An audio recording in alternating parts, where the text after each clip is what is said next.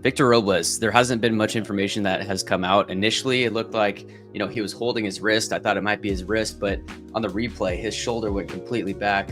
I assume that his shoulder was dislocated and there's some damage there. Any updates whatsoever so far on Victor Robles?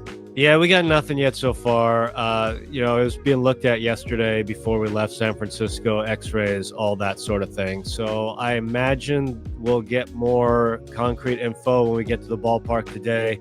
It didn't look great, obviously, with the shoulder. It didn't look great. The attention given to it after the fact, it looked pretty serious, but I'm dealing with the same information that everyone else is dealing with, just what we saw on the field. So at this point, it's hard to imagine there's not going to be an IL stint coming. The question in my mind is, okay, what are we looking at? Is this something that's going to be a week or 2 weeks, or is this something that's serious, more serious and longer? Like, at this point, we just have no idea. And there are some things about this game when you're trying to play every day, you're trying to stay in the lineup, the team has to have you in the lineup every day.